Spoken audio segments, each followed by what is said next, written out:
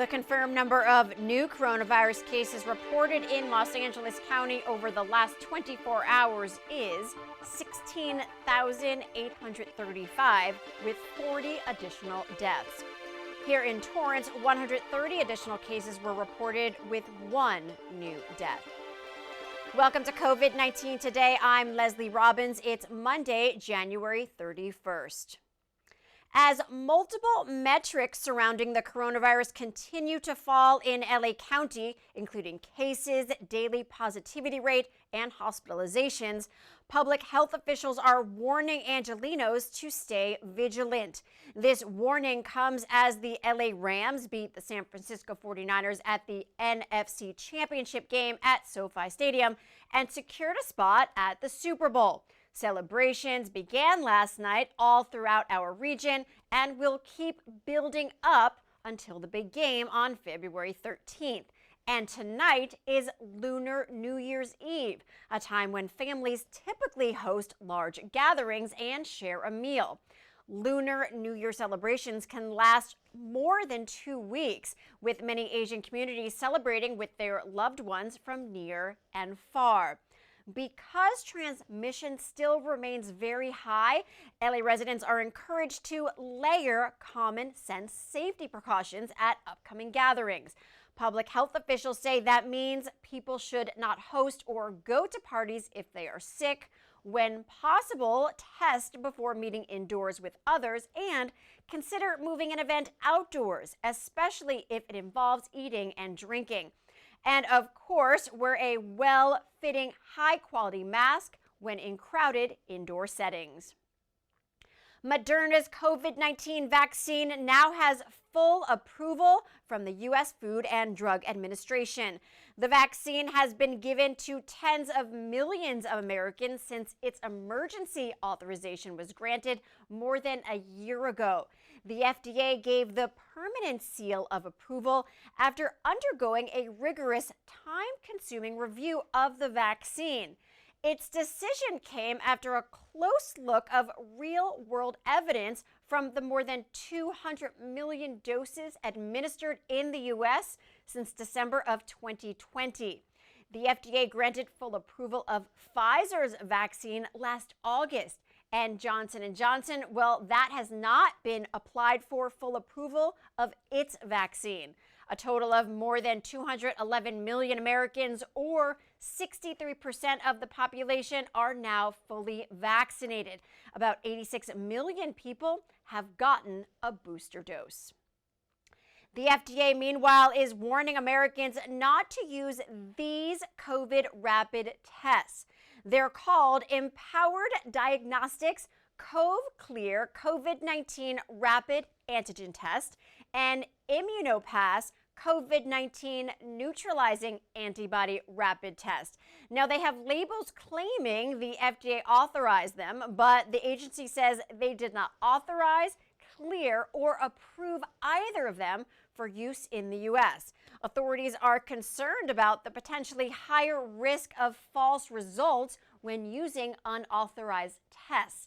Empowered Diagnostics is recalling the Clear and ImmunoPass tests, and the FDA has identified this issue as a Class 1 recall. That's the most serious type of recall. If you have any questions, you can email DICE, that's DICE, at fda.hhs.gov or call 1-800-638-2041. Canada's Prime Minister has COVID-19. He announced today, as he just found out this morning, he is feeling fine and will continue to work remotely this week while following public health guidelines. He also urged everyone to get vaccinated and boosted. Prime Minister Trudeau is fully vaccinated and boosted, and his country has one of the highest vaccination rates in the world, with about 4 in every 5 Canadians fully vaccinated. He says 2 of his 3 school-aged children also have tested positive, and he and his family have been isolating for days after announcing a COVID-19 exposure last week. The Prime Minister warned Canadians this month to hunker down for winter. saying the strain on the healthcare system is tremendous and they should focus on doing as much as they can to decrease the pressure on the hospital system and the exhausted healthcare workers. The 2022 Winter Olympics Games takes place in Beijing starting this Friday. During the past 4 days, China has detected 119 COVID-19 cases among athletes and personnel involved in the Olympics. Authorities are imposing a, quote, closed-loop bubble to keep participants, staff, and media separated from the public. Dozens of athletes and team officials are testing positive on arrival at the airport. Staff members are wearing personal protective equipment designed to prevent the spread of the coronavirus at the testing site at Beijing Capital International Airport. About 3,000 athletes, along with coaches, officials, federation delegates, and media are expected to cover the games from February 4th to the 20th. Yesterday's NFC Championship game and the upcoming Super Bowl combined are expected to draw hundreds of thousands of football fans to LA, and businesses in the area are looking forward to a much-needed boost. The return of crowds not seen since the beginning of the pandemic means big money for many. An economic impact report on next month's Super Bowl predicts LA County could bring in up to $477.5 million in revenue, $2 million of that revenue flowing into Inglewood alone. The report adds that the anticipated economic impacts are associated with up to 4,700 new jobs in the LA region, employment in transportation, lodging, personal care services, and restaurants make up more than half of the expected gains. To help prepare for the crowds, LAPD has officers working 24/7 on security, and the department already increased foot patrols in high visibility areas, including SoFi Stadium, Crypto.com Arena, and the LA Convention Center. Businesses in Torrance operating outdoors can continue to do so through September 30th. This applies to COVID-19 testing sites, gyms, religious organizations, restaurants, and other businesses that had pre-existing outdoor permits issued by the city during the pandemic. The permits had been set to expire earlier this month, but city leaders extended it last week, saying businesses can plan for outdoor operations through the summer months. The extension will be applied automatically to pre-existing permits, so businesses do not have to reapply, and no fees will be collected for the extension. Well, today is the last day of the National Blood Donor Month, and Krispy Kreme has a sweet treat for those who give. Those who donate blood through the end of the day today can get a free original glazed dozen. The donut giant says it's their way of helping the American Red Cross during the nation's worst blood shortage in more than a decade. Now, blood donors can stop by a local Krispy Kreme and grab the free dozen donuts by showing proof and date of donation. Go to redcrossblood.org to get started. Torrance will become home to its first Amazon retail store. Plans are underway to replace the former Smart and Final spot on Hawthorne and Torrance Boulevards with either an Amazon Go or an Amazon Fresh. All Amazon Go's are currently in San Francisco. Now, it's a new kind of store featuring the world's most advanced shopping technology, where shoppers don't have to stand in lines or check out. They can simply just go grab and go. And Amazon Fresh is a grocery delivery service offering same-day services. California currently has 10 Amazon Fresh locations in California, mostly in LA County. The city of Torrance is hosting 2 additional public webinars with city leaders to go over a very important ballot measure on the upcoming June 7th election.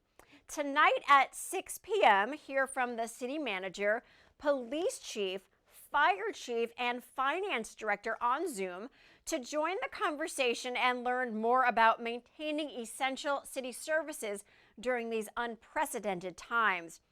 Last Tuesday, the Torrance City Council directed staff to prepare an agenda item for their February 15th meeting to allow the City Council to place a half-cent local sales tax measure on the June 7th ballot. Now, if approved by a majority of local voters, this measure would provide approximately $18 million annually in locally controlled funding to prevent cuts of city services in Torrance. The city leaders will provide information and answer questions from the public about the current challenges the city is currently facing, like its financial situation and the potential sales tax ballot measure. Please visit torranceca.gov/essential services for more information and click on the link for Zoom details under upcoming public forums. El Camino College launched its 2022 baseball season last Thursday with a new tradition. This Memorial Cup, it really is a way to honor Slade and Mole and Coach John Altobelli, and just a way to have some really good baseball to start the season and play for something that's bigger than baseball. The Warriors joined together with the Orange Coast College team last Friday to kick off the 3-day Memorial Cup tribute series in honor of ECC catcher Slade Mole, who was killed by a drunk driver in April of 2019, and Orange Coast College coach John Altobelli, who perished in the helicopter crash that also killed NBA star Kobe Bryant in January of 2020. Friday's game was played on El Camino's newly renovated ballpark, which includes an all-turf field and is considered one of the best in the state. The El Camino College Warriors baseball team won Friday's game 8-5, as well as the series overall, but the teams shared a post-series celebration after their final game with pizza. The tragic event brought the two teams closer, and Miera says instead of being rivals, they wanted to start off the season by doing something together that can lift up the sport that both Mole and Altobelli loved. Well, before we go, at the end of each program, we like to share feel-good stories from our community. Pictures, images, and videos that remind us of how resilient our community is and how Torrance truly cares. Polypeptide Group, a small business that has grown into an international operation over the past quarter century, celebrated its latest expansion in Torrance by partnering with a neighboring brewery to create a signature beer called Polygo. The specialty IPA marks the key milestone for Polypeptide's newly constructed development and Aligo facility. The brew is available for a limited time at Scholl Premium Ales through April. $1 for each pint sold will benefit the Torrance Public Library system. Polypeptide officials say they're grateful to support both a local business and the city in this unique way. We're here today celebrating the completion of the Polypeptide newest building expansion. We're here at Schwab because we come down here to work out all the details when we're having trouble in our design and in our construction. So it's been a great partnership. To use a beer over time to donate is a great way to do it as well. And support the libraries is such a great cause. The libraries definitely are a big part of Torrance, and having children who have grown up in the area. My daughter went to Torrance High. It's allowed them to be able to have a place to study and to be able to grow in their educational experience. And we're really happy to be able to support the city and also the libraries. What a refreshing way to show how Torrance cares. Now, if you have a great story, an upcoming event, a photo, or video you'd like to share, email us at covid19today@torranceca.gov. We'd love to hear from you.